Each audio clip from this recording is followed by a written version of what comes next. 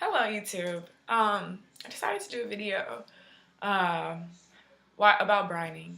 How to brine your turkey, why you should brine it, just a brining experience. And brining is one of those things that can really take your cooking to the next level, and yet so few people know about it or use the technique. So I don't know. I feel like it's my duty to just put that out there and give people more awareness about how to make a bomb ass turkey, because it just, makes the world a better place. So anyway, I made a blog post and I want you to read it. However, a friend of mine was like, you need to just do a YouTube video because your blog post is just words, words, words, and nobody's gonna read that. So this is the video for everybody who doesn't want to read.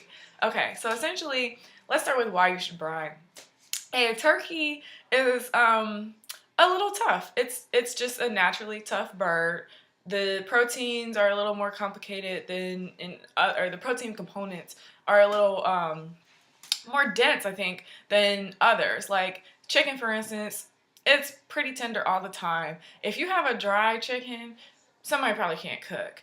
But turkey, it's like people with even the best intentions, with a lot of cooking experience, they still tend to fuck turkey up. So what you need to do is brine it.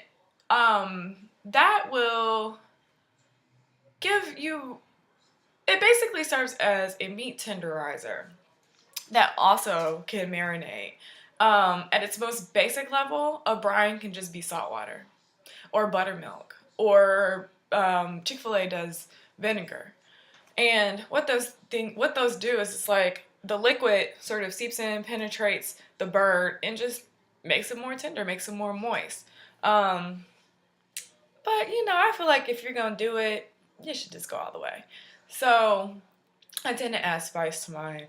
My basic brine is half a gallon of water, half a gallon of orange juice, a cup of salt. I said in the posting like a tablespoon of a couple different herbs, but it's really, I just sort of dump things. Like, I'm not good at recipes because I'm very much I cook from the heart, and that's just, I don't have any recipe. I don't have any cookbooks or anything like that. But anyway, back to what I was saying. Half a gallon of water, half a gallon of orange juice, cup of sea salt or kosher salt. I mean, I use this mostly. I have all kinds of spices, but this is my number one salt. I just like the texture of it. And a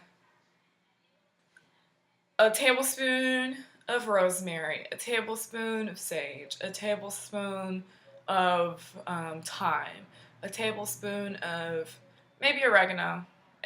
If you do oregano, you're gonna have more of like a adobo sort of taste. Oregano's usually the main thing that you're tasting in adobo, besides like garlic or salt or whatever. If you want to make it more Cajun, you can add bay leaves, paprika. If you want to have blackened, no, blackened is more about the after the fact. So let's just stick with that with the brine. You can also add honey, apple cider vinegar, any other acid drink, acid drink. I talk about food like it's science and people don't get it. Orange juice, lemon juice, grapefruit juice, anything that is salty, bitter, vinegary, those things are typically going to break the meat down a little further. I wouldn't use buttermilk for a turkey unless I was frying it. I just don't, buttermilk and roasting, I don't do that. But buttermilk is an excellent brining agent as well. I just like it for chicken. And then, sky's the limit with whatever you do after that. But that's going to be your basic brine. You take all of those ingredients, the salt water and the orange juice and the herbs and all that, and then you just boil them down. And when you boil them down, you make sure that the salt dissolves. From that, you let it just hang out for a second. Add some ice water so that the brine is no longer boiling. It's at, room temperature or even colder than room temperature. Then you just submerge the turkey in that. And you let it sit. You let it sit for like 2 days.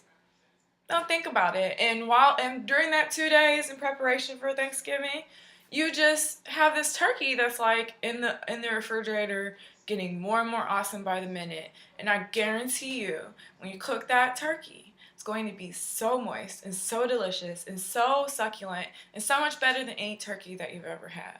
I mean, I basically do the turkey cooking in the family, and people like, it's just like, Lauren, where are you gonna make the turkey? Can't get turkey, it's turkey, like crackheads, like, but it's turkey. Like, you need to have that kind of turkey, because that's the only kind of turkey that's worth having.